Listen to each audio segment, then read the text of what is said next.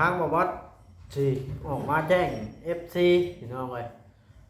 ก็คือบ่าวบอสสิขอ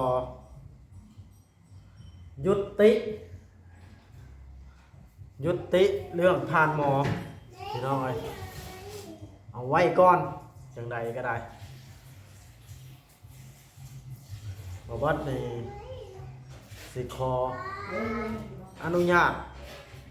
ดูแลตัวเองซะก่อนว่าในตัวเองนับ10บ่ลุกแล้วพี่น้องเลยอาการนักหน่วงไม่ว่ารุ่นลุกยากนะพี่น้องเลยเป็นแต่เมื่อคืนนี่แต่ว่ากินยาถามมาเราไปเข้าไปหาท่านหมอได้แต่ว่าเรื่องท่านหมอนี่พี่น้องเลยกระจ้อยลายอยู่แล้วอะไรก็เป็นอะไรแล้วบ่ได้กินข้าวว่าเนาะเฮาสิคอเบิ่งตัวเองซะก่อนพี่น้องไอ้บ้านนี่ถ้าท่านใดอยากเบิ่งท่านหมอหรือว่าอยากเห็นท่านหมอนี่บอกว่าสิได้โทรถามหมอระยะพี่น้องบอกว่าสิไปได้ก่อนยังไปเนาะมันไข้ขึ้นมันนักงอน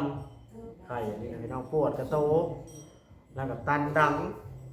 แบบว่าหันใจห้อนหูดังความห้อนความหันใจขึ้นตาแดงเมื่อไรนี่พี่น้องเลย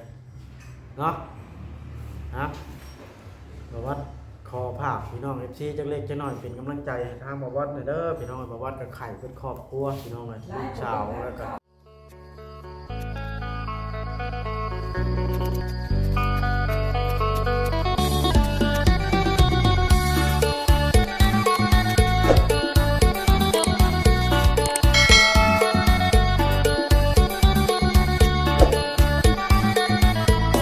ใส่ยาลูกชายไข่อีกแล้ว สบายดีเด้อพี่น้อง นุ่งน้ำเกลือให้ใส่ยาแก้วัดแก้ไอ นับ10บ่ลุกแล้วพี่น้องเลย นี่ทำคนไข้ลูกหลานไข่เปลี่ยนอากาศ พ่อให้พ่อใส่ยาให้กันนี่อ๋อเด้อเบาลี่เป็นไดเบาลี่มาเยี่ยมพอดีบัดนี้ไปด้วยฝากซื้อหมูม่วงน้ำเบาลี่เพิ่นไปได้แล้วบ่ได้คือว่าไปซื้อหมูม่วงได้สบายดีเบาลี่ ไข่คือกันหมดนี่ทักพวกนี้เจอเลยขอพาทักแล้วอะไรฮะยาดีไข่ยาดีปอดเนาะ นับ10บ่ลุกพี่น้องเอ้ยให้พ่อมาเข้ายาให้กันบัดนี้ ทักก้นเนาะ เพราะว่าลูกกับปุ๊บแล้วมันเคยเจ็บคือสักยาพ่นคือครูมาซักตลอด แต่คนพวกผู้เพิ่นนั่นคือทักยาให้ เงาแห้งนี่ใกล้ไหมนี่ทันใจนี่กะ ห้อนดูดัง ห้องเรา แล้วอ่ะ อายนะ หอยใส่มาพี่เป็น อายหันใจนั้นมันกะขึ้นมาใส่ตาแบบน้ำตาออกมาเดี๋ยวมันเป็นอะไรลมหายใจห้อนแบบนี้อยู่ ที่เราจับไปว่าใช่นั่นนี่นะคอคันเบิดคอ ไม่ได้จะมาทูได้แล้ว ได้ถึงยากนี่นะ มั บ่ นอ้วงหายเบิดเฮือน เดี๋ยวสิได้แล่นมาช่วยไปล้มตรงที่สองบ่ได้เบิดตรงที่หนึ่งก็ได้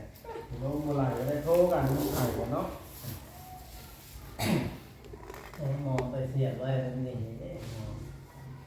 ทำไมก็เลขก็บ่ถึก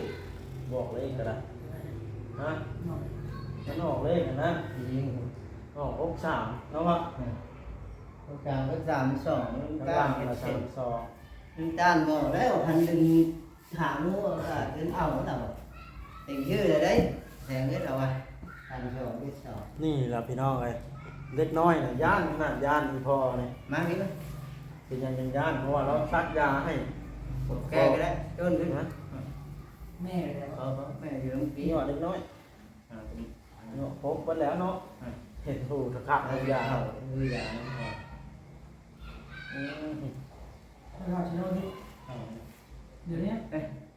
เหลือยาสอง พอที่แรกคาสิโนอยู่ทำอะไรก็ได้ ทำก็ได้มือนั่นเขา แม่เลย มือนั่นเขาก็แม่แห่งเด็กนะใครแล้วแม่ไปน้ำ มาแล้วให้แม่เวลาแม่ไปน้ำเดือดข้าวแล่นลงเอาวะ ไม่ทราบ น้ำเดือดได้ชักเขาตามมาทำได้ช้า อ๋อเจ็บแล้วป่ะ ผู้ใหญ่มันอยู่น้ำมุงดัน เมียบ่ได้ตกรถน่ะไปเลย เจ็ดมันบ่ถือบ่ฮะ มีไก่ลูกน่ะ คือว่าหมดเยี่ยงนี่มาเด็ก ตรงนี้ พี่น้อย เอ้า ฮะพี่เอา ให้หมดไหมวะเลือดออกแล้วนี่ ร้อนที่เหลืองได้ไหม นี่ได้ เห็นดอกแดง อืม ทางกันแค่ เกิดได้ตัดที บ่ตัดแล้วแต่มันตาย เล่นบอก เนาะมันทายแล้ว มั มัน น เค ตื่ ย น เห็น แล้ว แล้วเสือนั่น แล้วนั่นแค่เขาไม่เห็น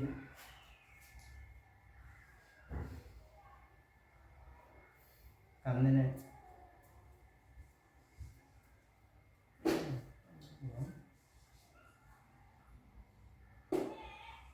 ถือว่าบ้างพี่น้องไป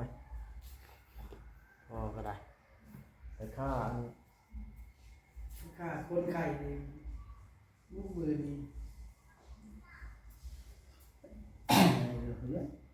ว่าดีว่าแล้วลงมา หยุดคลิปก่อน มึง ลงมา พี่น้องไปหลังจากที่พ่อเข่าสโลมอีหยังน้ำเกลือให้เรียบร้อยแล้วเนาะทางเฮากับสีมาเว้าเรื่องทานหมอให้พังอีกก่อนพี่น้องไปเพราะว่าเฮาก็อยู่ในช่วงที่อันว่าง่ายถ้าวิกฤตช่วงที่ดูแลตัวเองนะหมอวัดก็สิได้ขอหยุดดูแลทันหมอหยุดเรื่องทันหมอในไว้ก่อนพี่น้องเอ้ยเขาสิปล่อยให้ทางญาติพี่น้องเพิ่นดูแลกันเองสักก่อนพี่น้องเอ้ยทางเขาก็ขออนุญาตมาเป็นปัวตัวเองก่อนพี่น้องเลยเพราะว่านอกติดไข่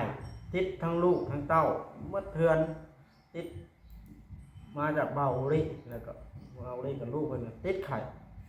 แต่ว่าท่านหมอเพิ่นก็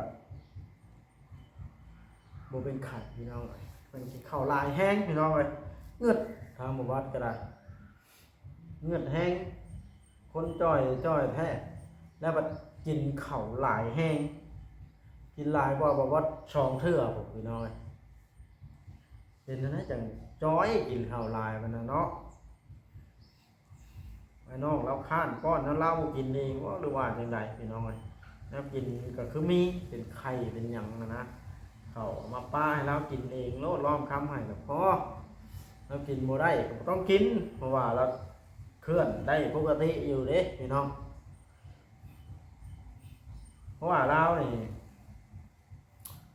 ดูท่าทางแล้วนี่เราบ่มีแห้งซื่อๆเลยพี่น้องเอ้ยการเคลื่อนไหวของเรานี่เราเป็นคนแพงขี้ท่านหมอนี่เนาะยากพอนั้นล่ะบ่มอดก็ไข้ขึ้นตาแดงพี่น้องเอ้ยเวลาหายใจนี่มันสิฮ้อนฮู้ทูดอายฮ้อนน่ะขึ้นตาละ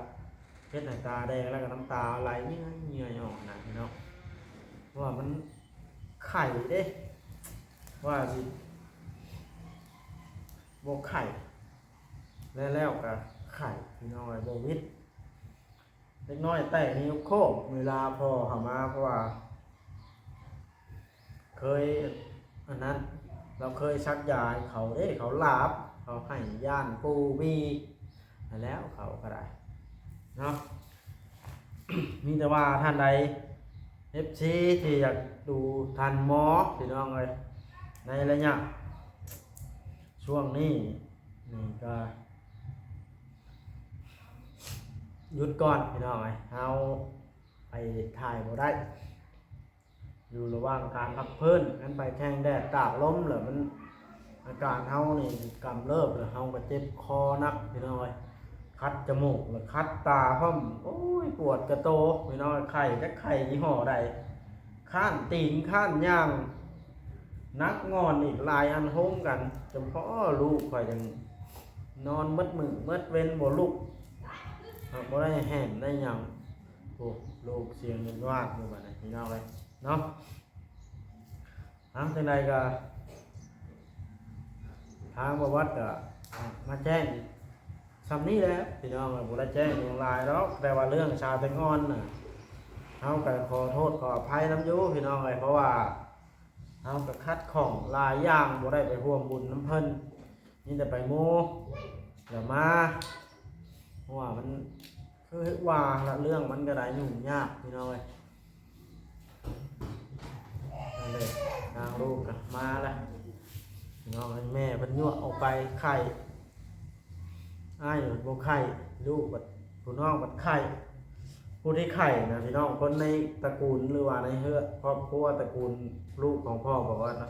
อ้ายใหญ่ลูกอ้ายใหญ่2 คนแล้วก็เมียเราแล้วก็บ่าวโอลิลูกบ่าวโอลิ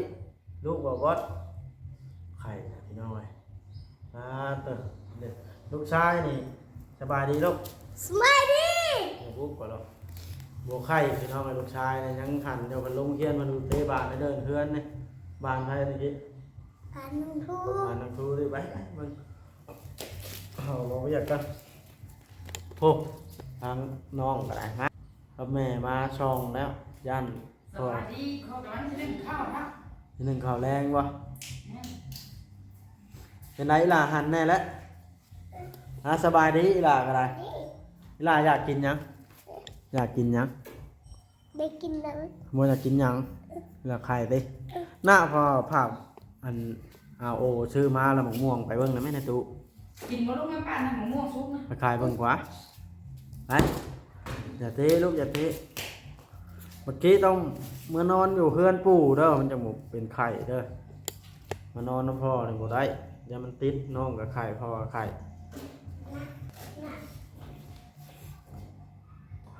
พี่น้องเอ้ยนี่ละชีวิตของคนเฮาสักมื้อหนึงอันเฮาบ่สู้เพื่อตัวเองจักไผล่ะสิช่วยยู่ย่อขึ้นเนาะนั่นแหละเราต้องสู้บางท่านนะว่าวัดน่ะดูแลทานหมอกว่าฮอดพ่อแม่ลูกเมียโอ้ยมันบ่แม่นแนวนั้นพี่น้องเอ้ยมันบ่แม่นแนวนั้นไปทางพ่อแม่เฮาก็ดูแลคือกันพี่น้องเอ้ยเท่าที่เฮาเบิ่งได้แต่ละคนเนาะทางลูกเมียก็ได้ลูกเมียก็บ่ได้ไปทางใดอยู่เผาลูกเผาผัวมันนี่แล้วก็ได้มันจำเป็นแล้วเด้อันในตู้เย็นนะลูกใครไว้เนาะนะไอ้เมียก็นึ่งข้าวอยู่ข้างนอกพี่น้องเลยทางดำไผ่นึ่งข้าวดำปื้อพี่น้องเลย